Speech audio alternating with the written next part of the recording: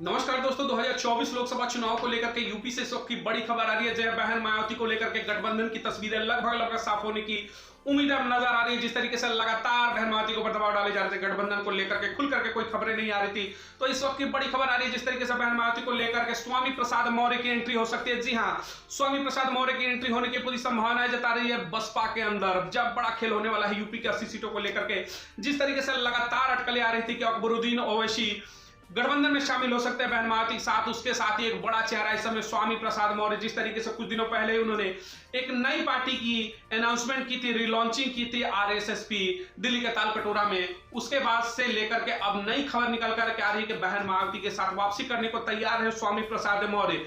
यानी कि जो छोटे छोटे दल हैं उनको लेकर के बहन मायावती तीसरे मोर्चे को तैयारियां में इस वक्त लग चुकी हैं। तमाम दल जो है अपने अपने टिकटों को लेकर के मैदान में उतर चुके हैं, जहां समाजवादी पार्टी ने अपने लगभग 30 से ऊपर के उम्मीदवारों की घोषणा कर दी है। लेकिन कांग्रेस की तरफ से अभी भी वेट एंड वॉच की जो स्थिति बनी हुई है, जिस तरीके से लगातार वो बहन मायावती की राह देखते हुए नजर आ रही है कांग्रेस इंडिया गठबंधन, क्योंकि उन्हें उम्मीदें हैं कि अगर इंडिया गठबंधन में बहन मायावती की वापसी हो जाती है तो शायद समीकरण बेहतर हो जाएंगे। जिस तरीके से इंडिया गठबंधन को नीतीश कुमार छोड़ करके पहले ही जा चुके हैं, उसके बाद इंडिया गठबंधन से अगर विदाई का हम सिलसिला देखते हैं तो आरएलडी भी उनसे वापस जा चुकी है। जिस तरीके से जयंत चौधरी का पाला इस समय भारतीय जनता पार्टी में जा चुका है। कल उनके एक विधायक को जिस तरीके से मंत्री बनाया गया, तो इससे कहीं ना कहीं तस्वीरें साफ हो चुकी हैं जयंत चौधरी को लेकर के। अब सवाल ये उठता है कि इंडिया गठबंधन के जिस तरीके से दो बड़े चेहरे उससे बाहर हो गए, आरएलडी को लेकर के और नीतीश कुमार जो इंडिया गठबंधन के संयोजक बताए जाते थे, जिन्होंने इसकी शुरुआत की थी। अब उस वोट बैंक की भरपाई को लेकर के सबसे बड़ा जो सवाल उठ रहा है वो ये है कि इंडिया गठबंधन की मजबूरी बन गई है कि बहन मायावती को किसी भी हाल में इंडिया गठबंधन में शामिल करना होगा। और उसकी जो शर्त है, सिर्फ और सिर्फ बसपा के जो तमाम वोटर्स हैं, जो उनके समर्थक है, उनकी शर्त है कि बहन मायावती को प्रधानमंत्री का चेहरा अगर घोषित किया जाता है तो मायावती इंडिया गठबंधन में शामिल होंगी। यदि प्रधानमंत्री का चेहरा घोषित नहीं किया जाता तो फिर वो तीसरे मोर्चे के रूप में, थर्ड फ्रंट के रूप में 2024 लोकसभा चुनाव में ही खेलना पसंद करेंगी।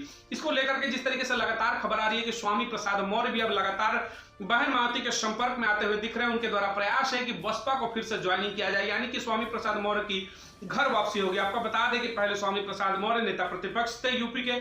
बसपा के 2017 में उन्होंने पार्टी को छोड़ करके भाजपा ज्वाइन किया और भाजपा से एमएलए बनकर के मंत्री भी बने। उसके बाद 2022 के विधानसभा चुनाव में उन्होंने समाजवादी पार्टी ज्वाइन किया।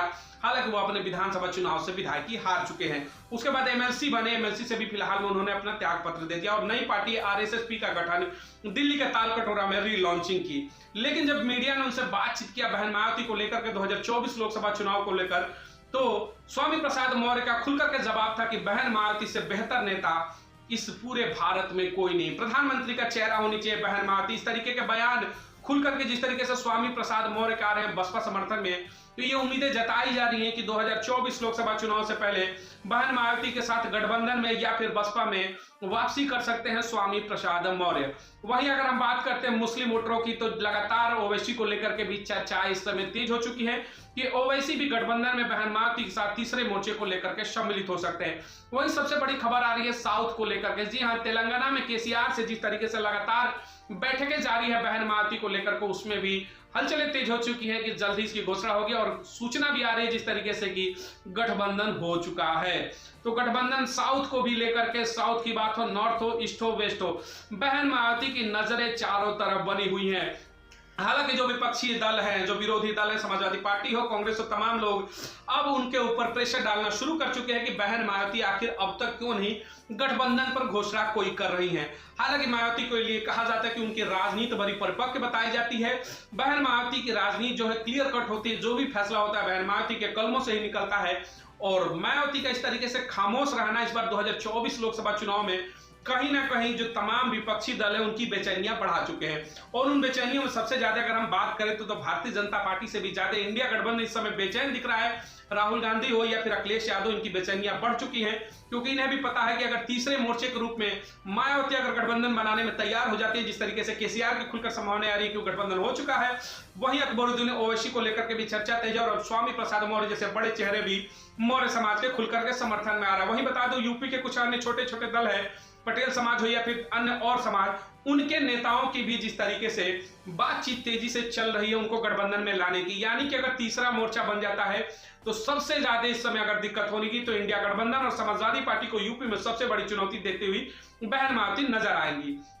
तो इस वक्त ज्यादा बेचैनी अगर कहेंगे तो इंडिया गठबंधन को है कि तीसरा मोर्चा मायावती लेकर कहीं ना उतर जाए। लेकिन सबसे बड़ा सवाल है कि इंडिया गठबंधन लगातार प्रयासरत है कि बहन मायावती के किसी भी हाल में इंडिया गठबंधन में वापसी कर दी जाए, जिसकी वजह से कि नीतीश कुमार का जिस तरीके से पार्टी छोड़कर चले गए, जिस तरीके से इंडिया गठबंधन को छोड़ दिया, आरएलडी जिस तरीके से जयंत चौधरी ने छोड़ दिया, इनकी भरपाई सिर्फ और सिर्फ एक चेहरा कर सकता है बहन मायावती। अगर इंडिया गठबंधन में वापसी कर जाती है तो दलित मुस्लिम समीकरण इंडिया गठबंधन का पक्का वोट बन जाएगा, फिर नरेंद्र मोदी के विजय रथ को रोकना आसान होगा।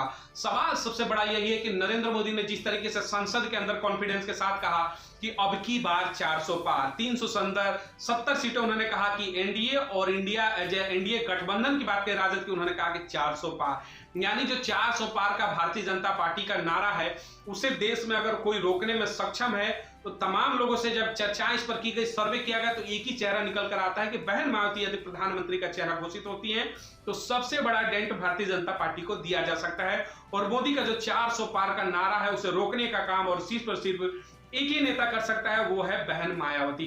अब इंडिया गठबंधन के पाले में गेंद है कि क्या वो इंडिया गठबंधन के तमाम जो बड़े चेहरे हैं 28 दल है, वो क्या मिलकर के मायावती को प्रधानमंत्री का चेहरा बनाने का घोषणा करने वाले हैं जल्द से जल्द 15 मार्च से पहले, या फिर बहन मायावती तीसरे मोर्चे के साथ केसीआर को लेकर के, स्वामी प्रसाद मौर्य को लेकर के, अकबरुद्दीन ओवैसी को लेकर के और तमाम छोटी पार्टियों को लेकर के तीसरे मोर्चे के रूप में क्या बहन मायावती देश में प्रधानमंत्री के विकल्प के रूप में आएगी, ये बड़ी चर्चा है। लेकिन अगर यूपी के 80 लोकसभा सीटों की बात करते हैं तो सुनने में आ रहा है जिस तरीके से तमाम खबरें निकल कर के 15 मार्च को लगभग 20 से 25 ऐसी सीटें हैं जिन पर बहन मायावती टिकटों की घोषणा कर देंगी। वो 25 सीटें होंगी जहां पर पिछली बार जो 10 सीटें जिस बसपा ने बड़े मार्जिन के साथ जीत हासिल की थी, वहीं लगभग की 20 से 25 सीटें ऐसी थी जिसकी मार्जिन 5 से 6,000 वोटों की थी, जो चुनाव हार चुकी थी बसपा। उसको लेकर के खबर है कि बहुत जल्द उस पर भी घोषणा कर सकती है, यानी 20 से 25 सीटें जो पिछली बार तमाम 2 नंबर पर मौजूदगी रही बसपा की, उन सीटों का पहली लिस्ट में सूची जारी किया जा सकता है।